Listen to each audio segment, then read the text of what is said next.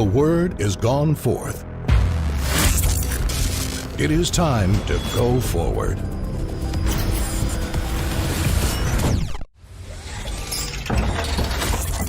Double doors of opportunities will open as we advance to take new territories for the Lord. There will be a new passion for God and His dealings as we press deeper into Him. There will be productivity in every area of our lives, in businesses, in innovation, and in ministry. We will progress as we engage our communities and our world with the power and love of God. Families will not be left behind as we build legacies for the future. It is time to move. It is time for opportunities. It is time to do great things. 2020. Our time to advance. Get ready for the Word of God as we welcome the Senior Pastor of Fruitful House, Reverend Albert Osai Acuna.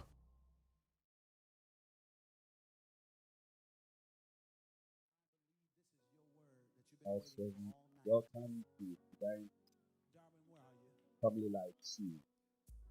Last week we started with career path. This is where we are going. Today we are dealing with blue color jobs. When I say blue color jobs, it just means to be skilled or white color jobs. Very blue color thing. Hallelujah. How many believe it tonight? In Canada, since 2008, we are following the trend of what a government needs in terms of labor. You see that most of the things that the people need are the blue collar jobs, blue collar men and women. Isn't it that very interesting? Because it's a place that we overlook. We are talking about carpenters, HVAC people, a lot of blue-collar truck drivers.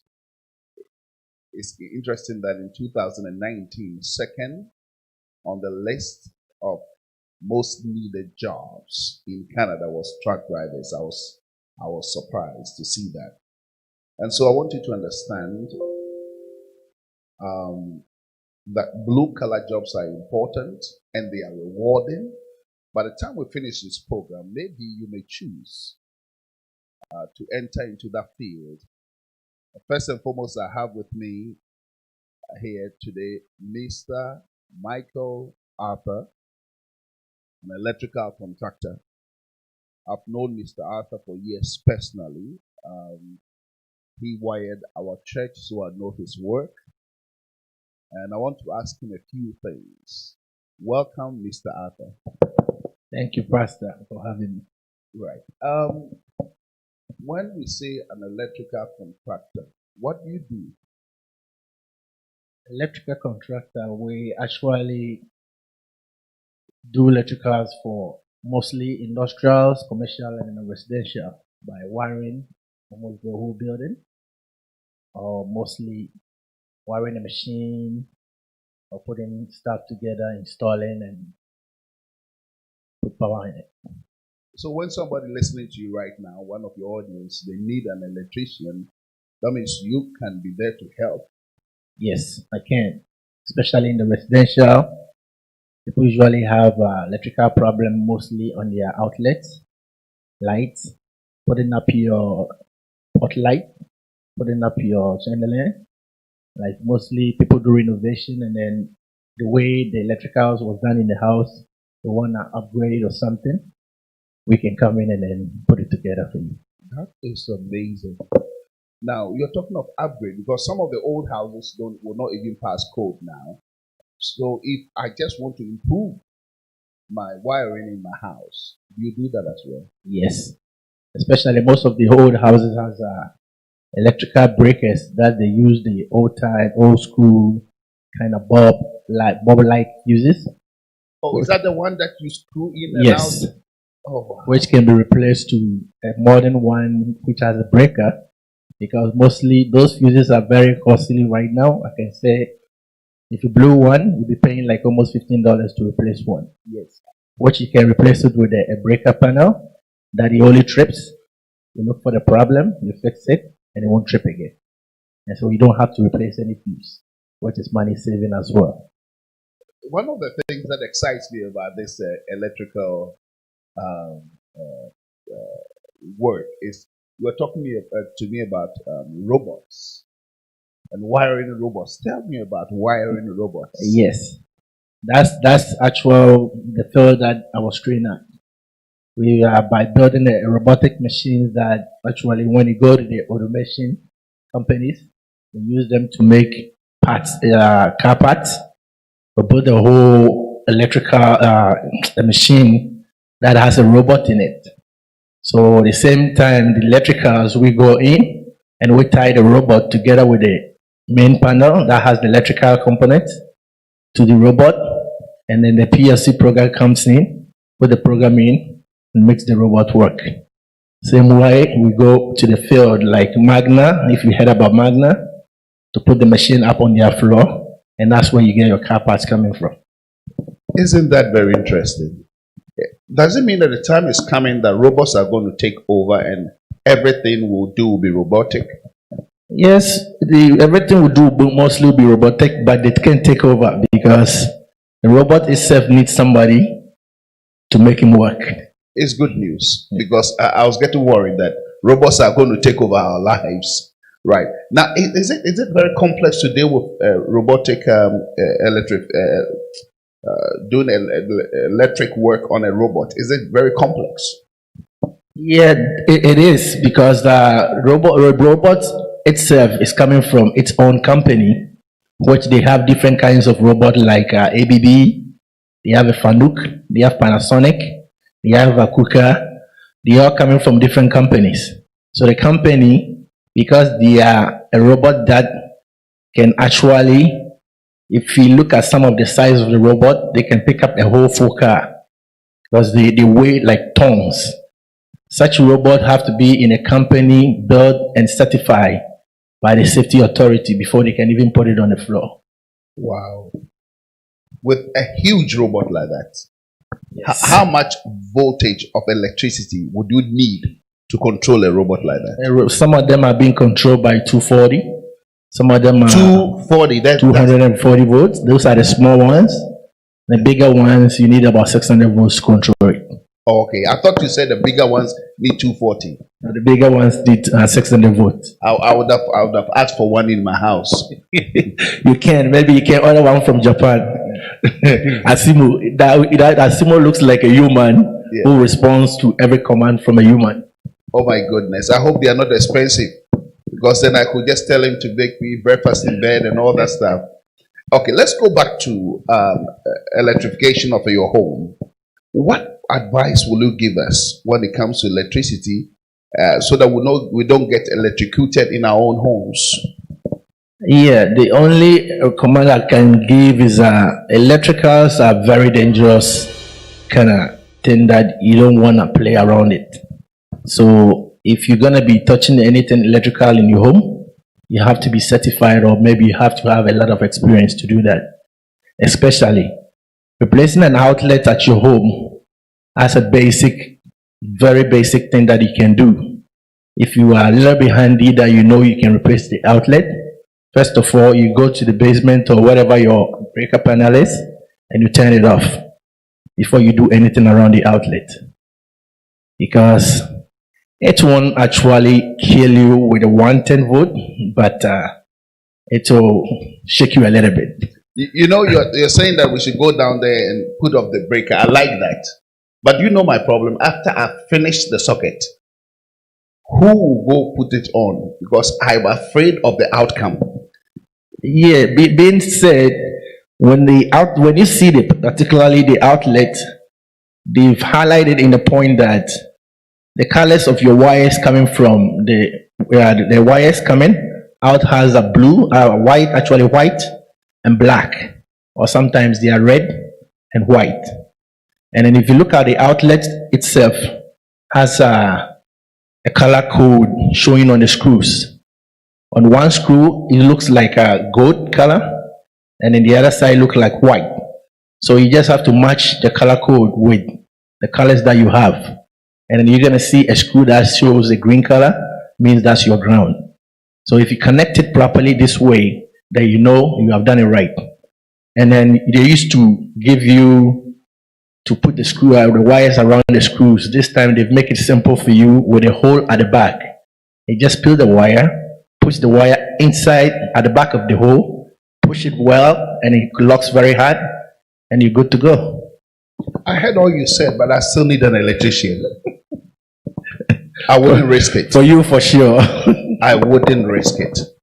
Now, listen, you heard him say it so simply. You know, when people are in their zone or they are talking about their business, they make it look so easy. I would advise you that always talk to the professional, because something little may cost you so much when you try playing with things you don't have any idea with. Now, there are so many young people who are watching this moment who may be interested in becoming electricians. What advice will you give to them? Yeah, the only advice I will give, as long as they are young, they can firstly, if you want to know much about electricals, I will advise you to take the course first, because the course, they will guide you from the scratch. And by the time you finish your course, you will, if you are afraid of electricity, you will have the ability to say, you know what, after all, if I do the things right, I shouldn't be afraid of, but it's a career. But if you learn it properly, it will guide you, and then you can take your college course, do your apprenticeship, and you're going to end up getting your license and become a full, which is a very good paid job as well. Usually, and even my son is even taking electromechanical engineering right now, and he's doing his electricals. So my advice is a very well paid job. It's something that will really help you in your way. It won't make you lazy. You can always be on the field anytime, do so many with your life. You see, you mentioned that your son is in. Isn't this the advantage so many generations have? Because if my father is a farmer, most probably I will become a farmer, because I will learn things from scratch. I'll be working with him. I've seen your son with you, apprenticing with you before even he started school. So I know he will be far ahead of his schoolmates. Does he tell you stories about how he knows stuff that they don't know?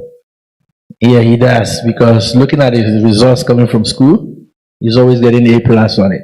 It's like 100% all the time, because he already have the idea before he started doing the course. Now, if I look at our community, we realize that this is the disadvantage we have. We don't have a lot of people who are doing these blue-collar jobs. So we don't have a lot of people who we can say these are mentors or role models we can follow. We have only scanty here and there. If a young person is listening who is interested and they don't see the way forward, maybe they want to be a plumber, maybe they want to be something else, how do they get into this field, seeing that it may be very competitive, or they may not get somebody who will be enthusiastic to help them, train them, make them who they have to be? What advice will you give to them? Yeah, what I can tell them is usually I will put up an experience here that there's some couple of kids that came to our company one time that I need to train them, because they were doing they wanted to do their co-op program at the company. So then my boss brought them to me to get them going. So I trained them how to wire electrical panels. And then while this guy came in as an IT, and I asked him, so now that you came in for 3 months, you already have an idea. I make you build a panel. We were able to build a complete panel. Would you come back and work for us? Says, you know what, I want to be an IT. I don't think I want to do electricals because they keep telling me it's very dangerous. Like what I can say is every job is a dangerous job. Case of today, they think, oh, electricals, I'm afraid of electrical. They're watching stories on YouTube and then on Facebook and all kinds of stuff, and then they think, oh, did you see that guy get electrocuted by the electric? That shouldn't scare you, because if you work safe, you're always going to come home safe. But for me, my mentality of being able to learn electricals was, I put in my head that every job is a dangerous job. Right. A pilot flies every day, and he doesn't know when one day he's going to go and not come home. The same like a captain. The same like a driver. You drive on the road every day, anything can happen. So don't make your mind that it's a dangerous job, because every job is a dangerous job. If you want to be an IT, before you turn on a computer, it's still electric. There's electric around there. Right. So keep your mind straight. If that's what you want to do, go for it and just work safe. All right. I'm not here to scare anybody, but there's something that I want to ask before we go for break, and then I will let you go.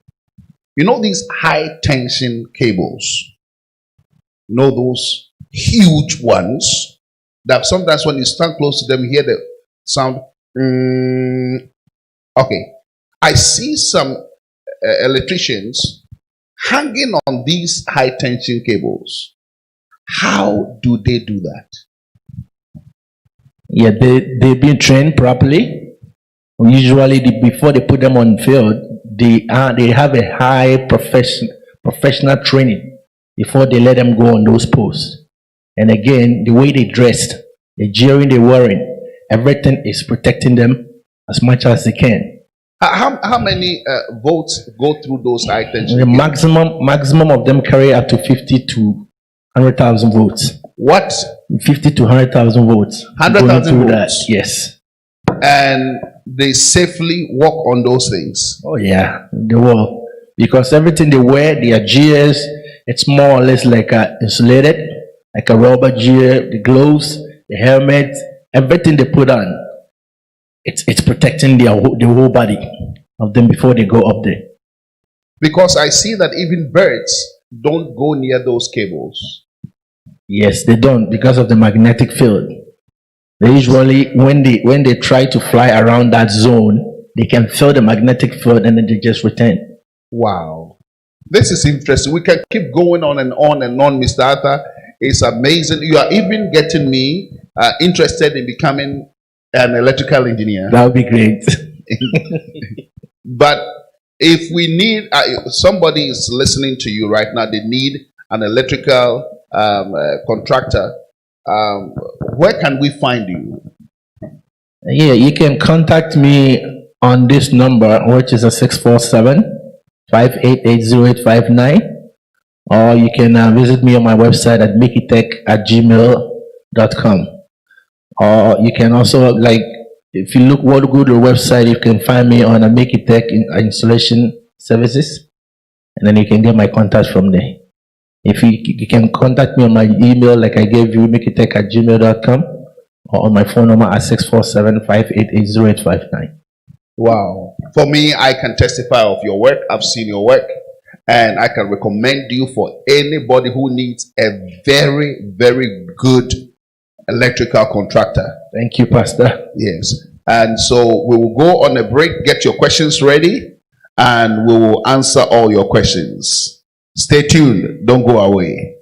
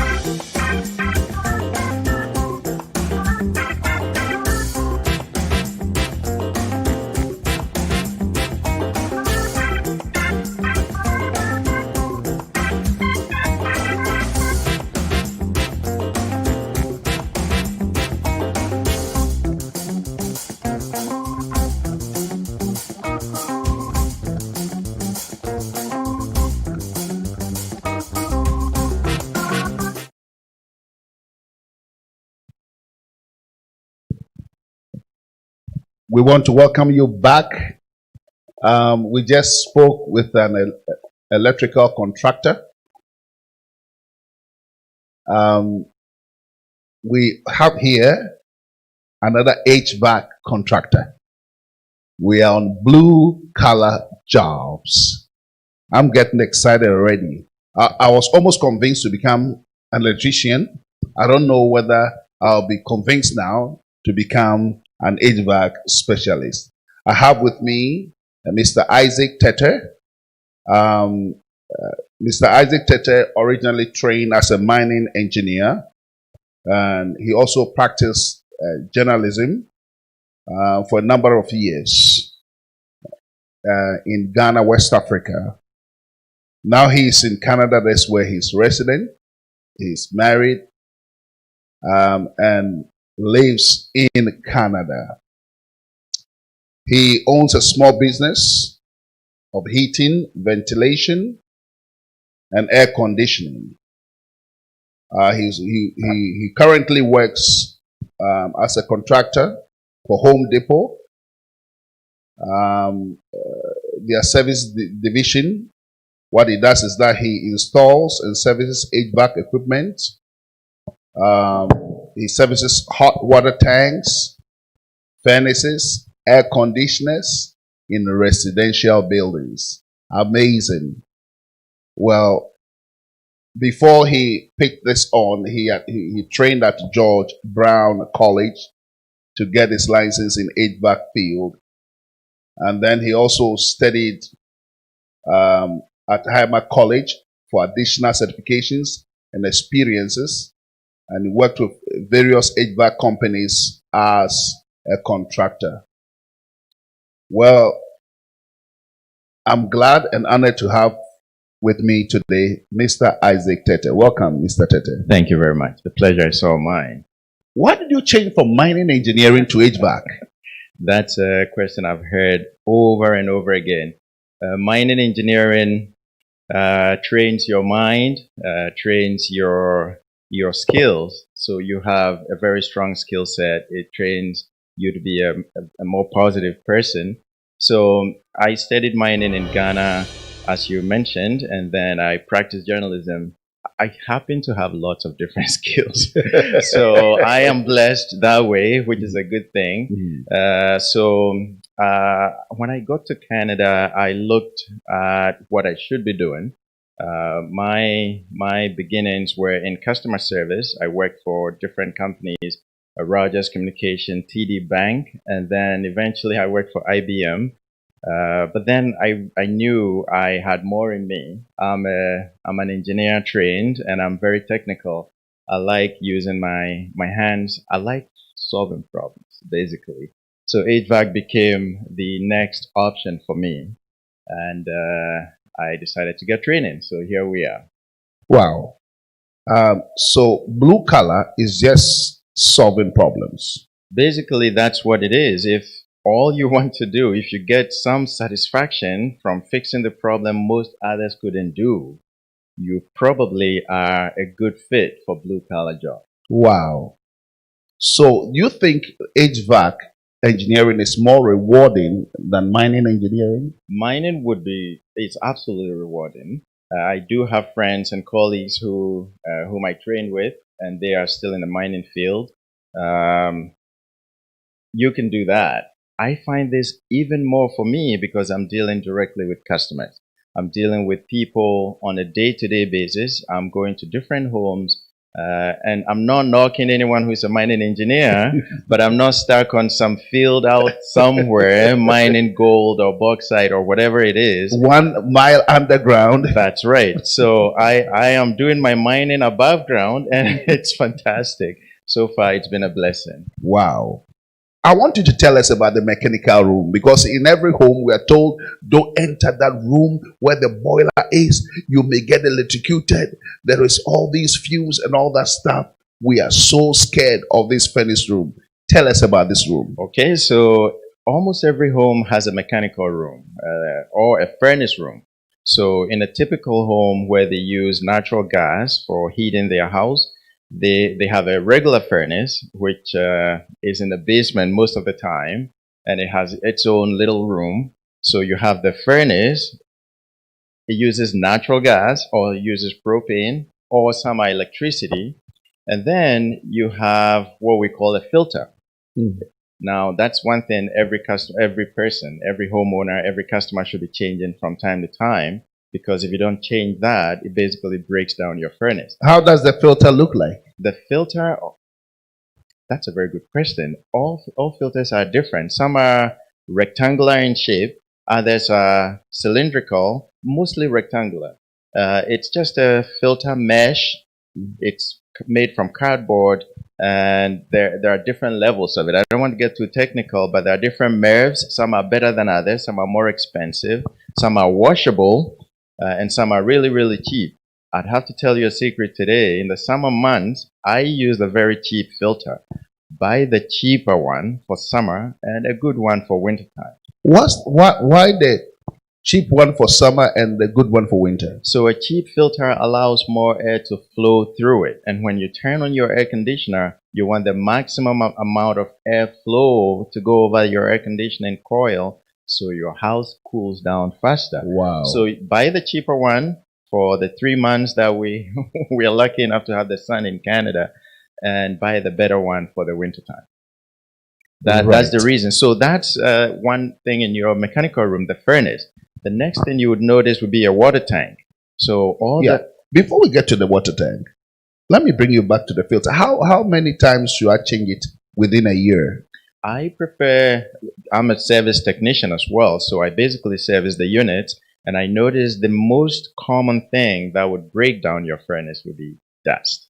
So change it every 3 months at the most. Every month if you can, but 3 months. So just most of the filters I recommend will be the 3M one. There's 3M written on the filter. So 3 months, I tell people, every 3 months, pull it out, put in a different one. And in the summer months, just buy the cheapest one you can find, and that would work for you as well. So every 3 months is recommended to change your filter. Every 3 months? Every 3 months. What if I've not changed my filter for a year now? That's not a great thing to do. It's not healthy for the equipment, so your fans are not running smoothly, because now all the dust and debris from your cold air return has blocked that filter. So airflow is limited, so the big blower fan is struggling to move. So it runs really, really warm, and then it breaks, and then you call me. And then and you could have saved yourself that call and that money by just changing the filter, which is like $10 a piece.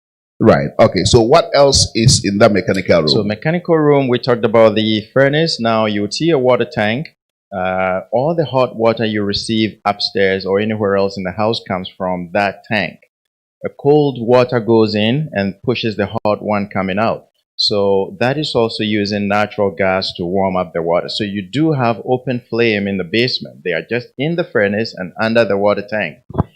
It's always a good idea. One little maintenance thing you could do for your water tank is to drain it once a year. How do I drain it? That's a very good question. So people normally do not take cognizance of these little ones. So when you look at your water tank, look from the top. There are 2 copper pipes going, one on your left, one on the right. There is a little one in the middle, which is probably your venting. Okay. Okay, so keep going down all the way to the bottom of the tank. There is a little drain. Most of them are different. Some of them you need a flathead screwdriver to open. Others you can just undo it with your hands. Once you open that side, water comes out of it. So what you do is attach a garden hose and slowly open it. For about 15-20 seconds, it would flush the bottom of the tank, which gathers a lot of sediment. Oh. You need to get rid of that. Otherwise, what happens over time is you begin drinking all those sediments from your tank. So you may have heard your water is nice and clean to your naked eye, yes. But if you take a really close look, the color of the water has become yellowish or brownish. It is because of all the sediments coming from the city or the well from where you get your water from. So it's a good idea to flush the bottom of your tank from time to time. But if I don't want to play with the tank, can I call you? Absolutely. You can always give us a call. And we are so generous with everything these days. We help. We can help you over the phone so you don't have to pay someone to show up. You could do this. We can guide you, show you where to find that little drain, and you connect your hose and then which direction to turn it.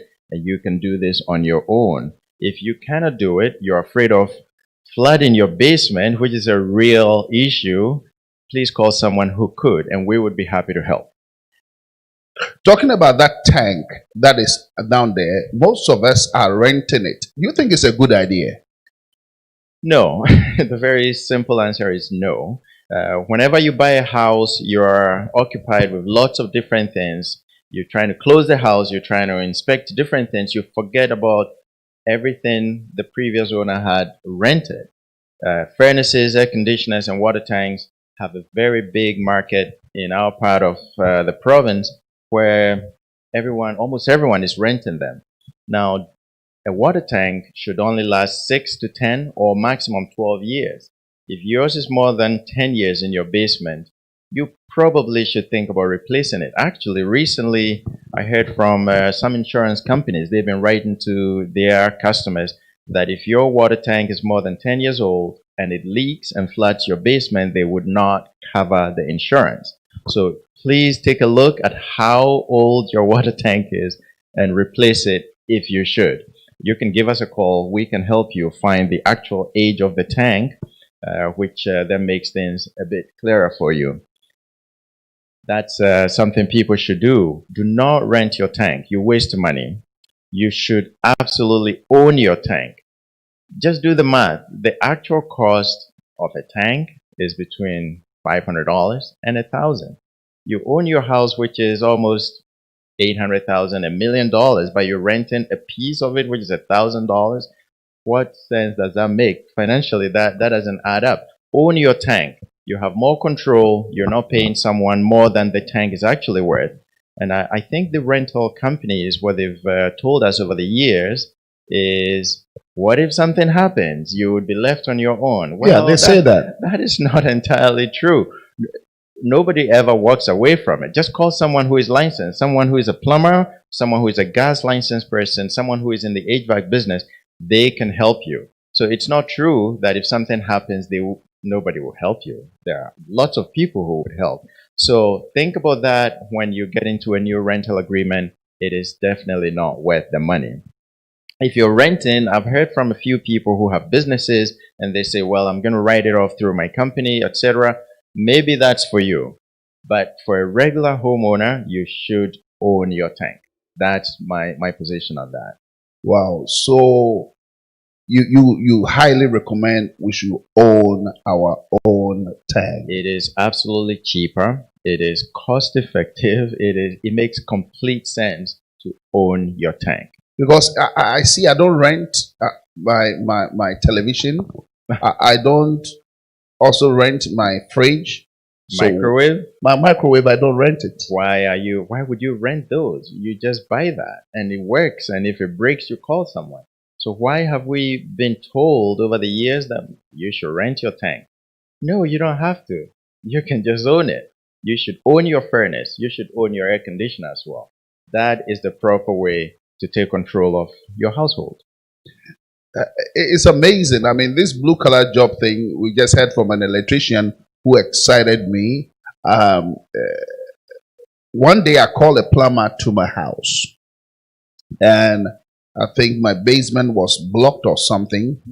He came with a long stick. He calls a snake. Yeah. He put it in within about 15 minutes or 20 minutes. He was done and charged me a handsome amount of money. Yeah. From that day too, I nearly changed my mind and become a plumber. Actually, in the trades, plumbers, they get paid really well. Same as electricians, same as HVAC guys, same as carpenters.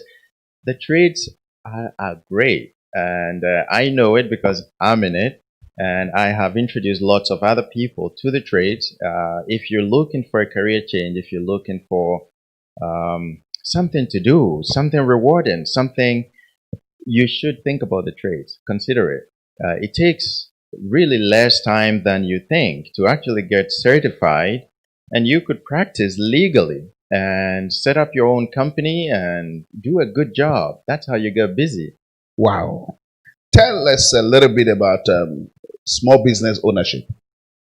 So I have owned my own business for a little over 10 years now, and I am so glad I did, because previously I used to work for people and I put in 120% every time.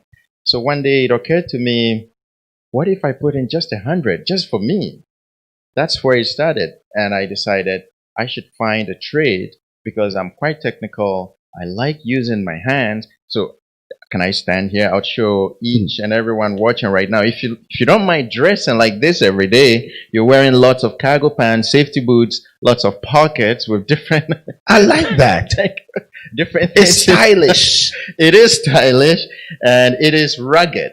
So you are protected. Your legs are protected. You wear long sleeves. I wear this because it's really hot, and you can add another one on top. In the wintertime, you dress warmly for the weather, and you do your job. It is a good thing. I am happy I'm doing this. So small business ownership, coming back to your question, is I find it to be really good and rewarding. If you can, please do it. Give it a shot. I mean, it's all talk until you take the first step. And the first step is what scares each and every person. It is scary. I was scared too, because I was told by someone that there is a very thin line between self-employment and unemployment. They are actually right. Whoever told me that, I forgot his name, but he was right. There is a thin line. What makes the difference, though, is you and how you are willing to push and how excited you are every day and how you try to learn all the new do's and don'ts and all the tricks of the trades and how to do things faster, more efficiently, and how to make more money. It just gives you confidence. It gives you all the rewards. Talking with people, to answer your other previous question, why did I choose trades over mining? Yes. Talking with people gives me a lot of satisfaction. And when you work for someone, you fix a problem, you resolve an issue that they called maybe a few others and they were charged so much for, yet couldn't fix it, and you showed up and you were able to do it. It just gives you so much satisfaction. And that, for me, is worth more than money. That is why I do what I do. I love it. I wake up, I dream about my work. I want to get up and go tomorrow. I plan the next day from now, and I'm planning next week right now because I like what I do. It gives me satisfaction, and I hope someone gets excited about finding their passion and following it. You will be happy you did. Wow. If you have questions, don't just wait. Bring the questions in and ask them all these wonderful questions, because it's getting more and more exciting. Even when you speak about HVAC, the way you brighten up, it's like something you found worthy of doing and something you find satisfaction from. I do have satisfaction from my work, and we work long hours. That's another thing. So the trades, for people like me who own the small business, you have to be the first one up and the last one to go out. You work long hours. That shouldn't scare you, because that should actually get you more interested. The longer you work, the more you learn, the more you know, and then the more issues you can resolve, which is basically what you've been trying to do. And that you sometimes I think 24 hours not enough for me. I need more hours in a day because I'm not done what I'm planning on doing yet. And I wake up the next day and I continue. So I am excited about HVAC, and I love it, and I hope someone else is too. Yeah. As I asked earlier, the electrician, if somebody wants to enter into HVAC, what should they do? Where do they start? Exactly. So there are few options out there. If you're a younger person, you're in high school, then the natural transition for you would be to get into college and choose the HVAC option, or choose electricity option, or choose the carpentry option, or choose any other trades option. lots of those are there. If you have already completed college and you're still wondering, what else can I do with the other degree I have, you can then go back as a matured student and take the course sometimes after hours in the afternoon, which is what I did. I wanted to do the course, so I went to George Brown in the evenings to study HVAC twice a week, I think just a few hours in the afternoon. It took about 6 months for me to get my first license. So there are different levels of licenses you can get. So there is a gas license, which starts from G3, and then you go to G2, and then there is a G1. Now, you can start working immediately out the door with your G3. It's just that you cannot do a few things because you need the next level to be able to touch certain equipment. I highly recommend, if you have the G3, do get the G2 because it gives you more confidence in the field. You can work on almost everything except for certain equipment that run on higher volumes of gas, natural gas. So either you go through regular high school or you do it as a mature student.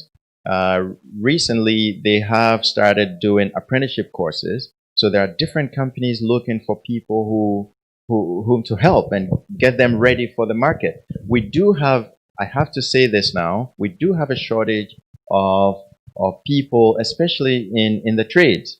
There is a massive shortage. A lot of people are retiring, and we do have a big gap. So this is the time. If you're thinking of something that will be rewarding, you probably should be getting in now because we do have a shortage and we need lots of good people. So come in. So as you're saying there's a shortage, that means that once I finish school, I may get my hands on a job to do. You will probably get one before you finish. You finish school, because people like me are looking for helpers. I want people to teach the trade. And I'm asking, can you help? Do you want to wake up in the morning and show up on time? Let's go. If you can do that, you get free training and you get paid doing it. And you finish your school, and if you want to stay with us, you do. If you want some other experience, we encourage you, get as much experience in the field as possible, because that is what makes the difference, experience. So get the license, get the experience, and you are on your way. Wow. Okay. You mentioned about the water tank, and sometimes when you can see your water is murky. In that regard, would you advise for a water filtration system? Water filtration is always advisable for each and every house. I have one. If you do not look into it, there are different levels. Of course, cost comes in as well. The higher end ones filters a lot more and they are more expensive. Absolutely get a water filtration system if you don't have one. What would it do to my tank if I have one? It prolongs the life of your tank. So your tank basically doesn't have all that sediment we talked about earlier collecting in the bottom and then destroying the tank. So a filtration system absolutely prolongs the life of your tank and helps your health as well, because all those things we've been drinking over the years are not good for us. All the chemicals they use to filter the water before they pump it to our homes, we keep drinking it unfiltered. I mean, everyone tells us it's great, but they probably have a filter in their homes. So it's probably time for you to get one as well. If you can, it would help you. Right. One other question I want to ask is the humidity in our homes. Yeah. Not every system comes with a humidifier. Correct. How do I make my house comfortable to live in?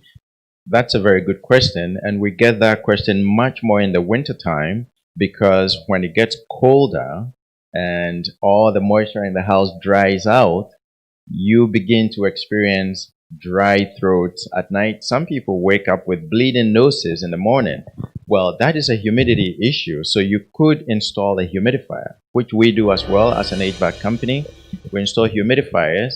We install HRVs, we install furnaces, air conditioners. So humidifier is so important for not just your health, your floor. your hardwood flooring that you paid so much money for, Yeah. if it dries out, it begins to squeak. They begin to Oh. separate. And when you walk on your stairs, you actually hear your footsteps and all the squeaks in every room, on every wood, on every floor. Humidity helps with that. So if you want to protect your very expensive floor, get a humidifier for the winter time. It would help. Now in the summertime, you don't need it. So if it is wired correctly, it turns off by itself. Other than that, remember to turn it off for the summer because you need more dry air, which is cold in the summer. So humidifiers are absolutely crucial. If you notice your house is very dry in the winter time, do get a humidifier. Is it expensive and is it difficult to install? A job like that, today we're so lucky we have YouTube and there's probably a video on everything. So yes, there are videos on YouTube about humidifiers and how to install them.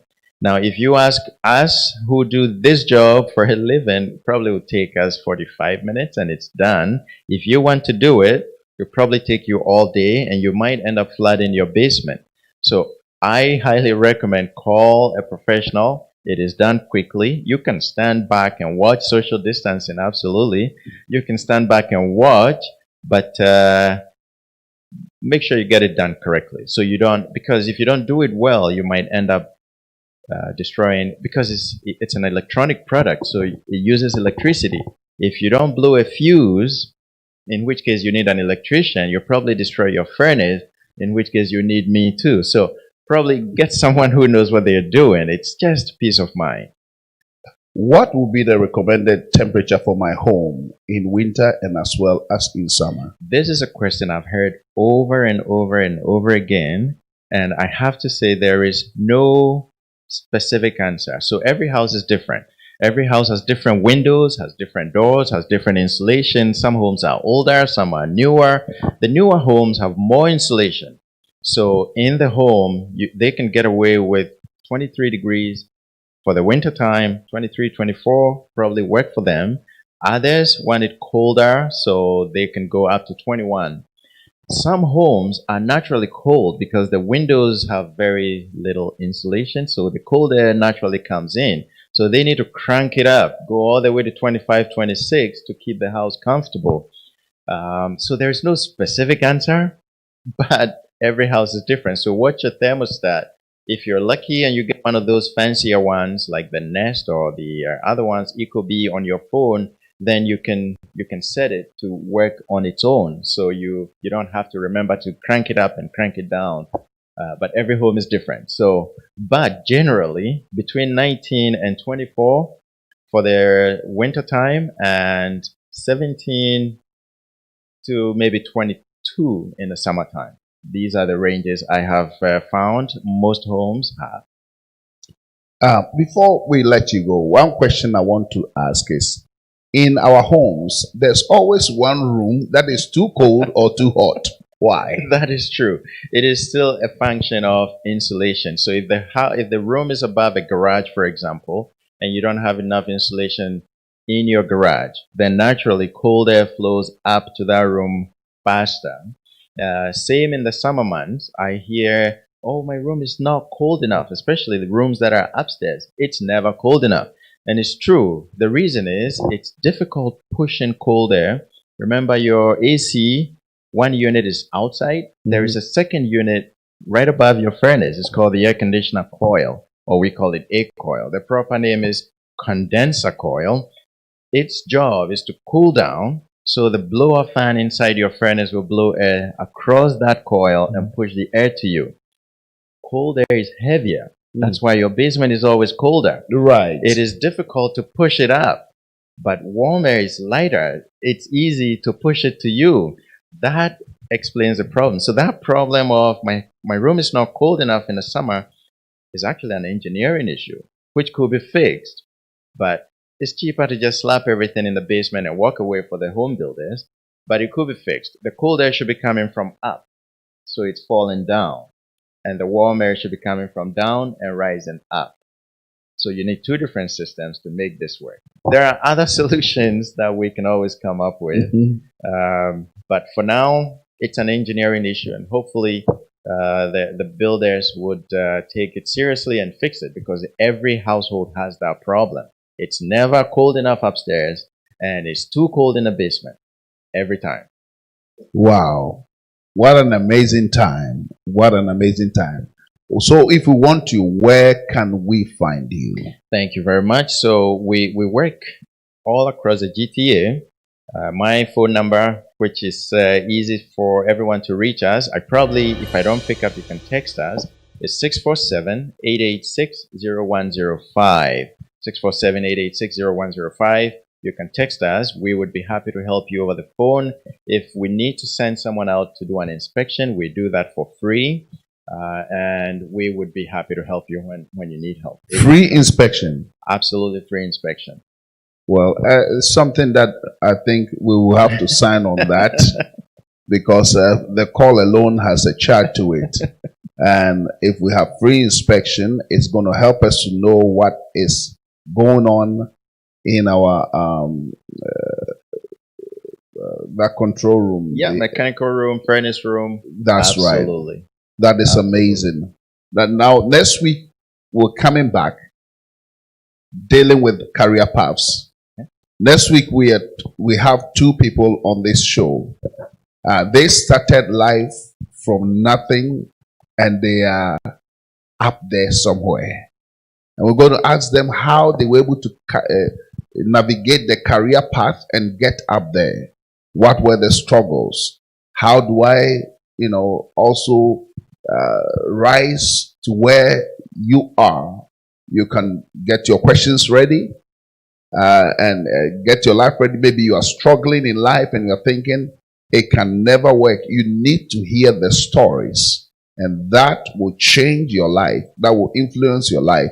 I believe strongly you've learned a lot from the blue collar jobs, and I believe you are making up your mind, because in Canada here it is huge to be in this blue collar job.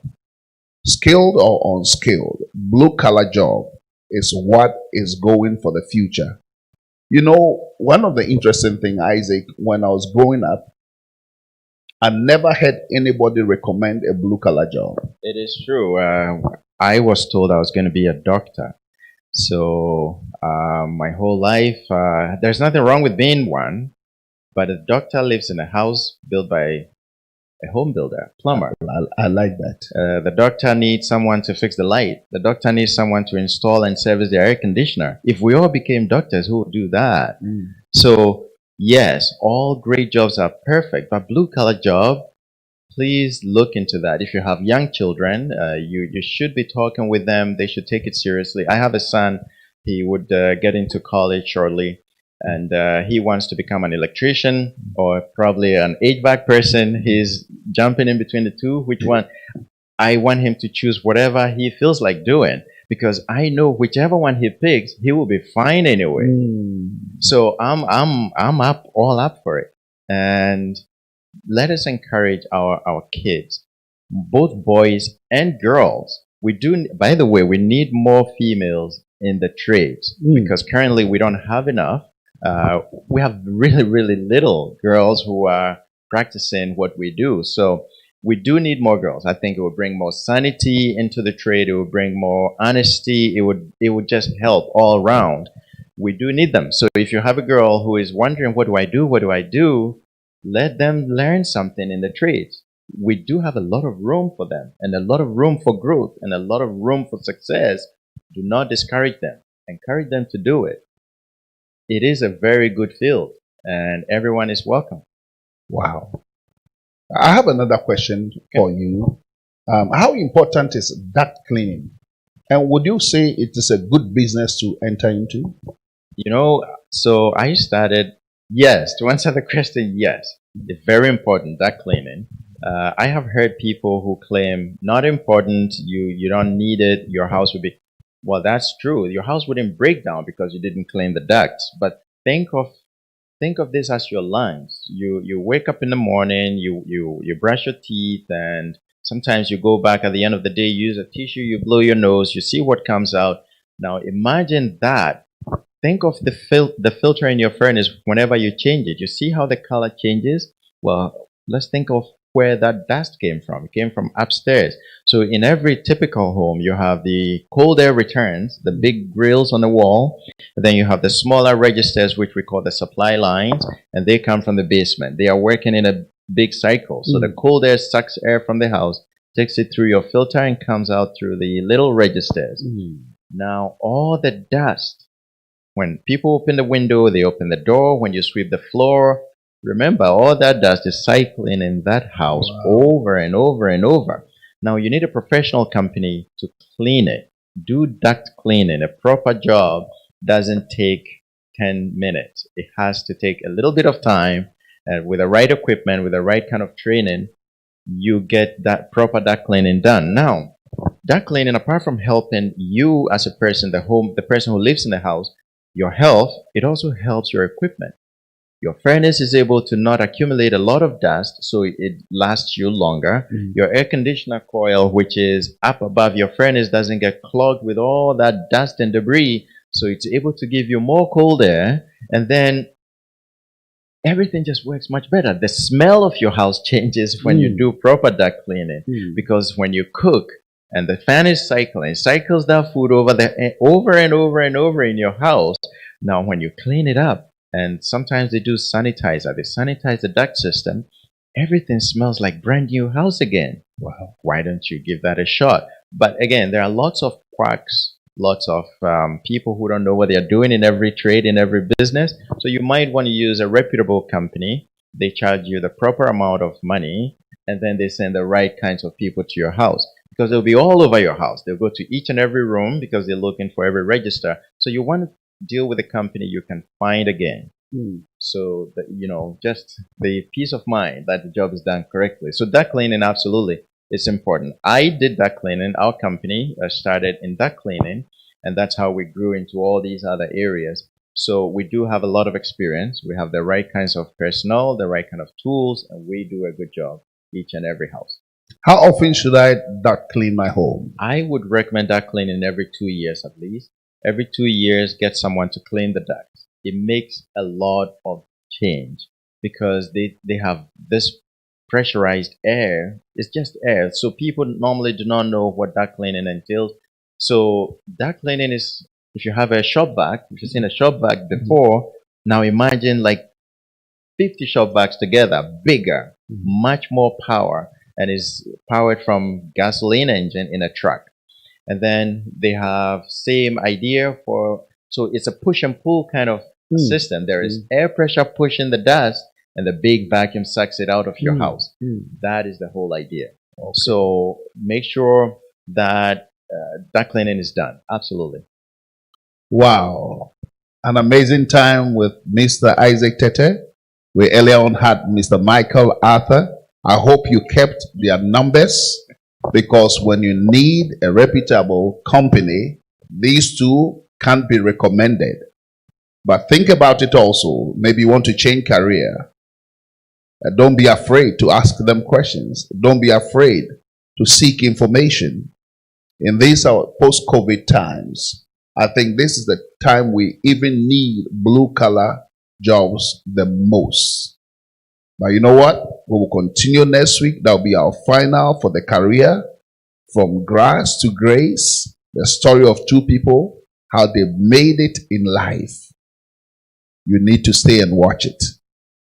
But I'll say thank you for allowing us into your homes, allowing us into your space. I hope you've learned something. I hope you picked up something. Maybe you have to share this feed to somebody so that they will listen to it. Somebody may need some of these nuggets, the helpful hints they gave to us. Don't keep this for yourself alone. So stay blessed. And if you want to go to blue collar job, it is highly recommended as well. Until meet next week the same time, stay blessed.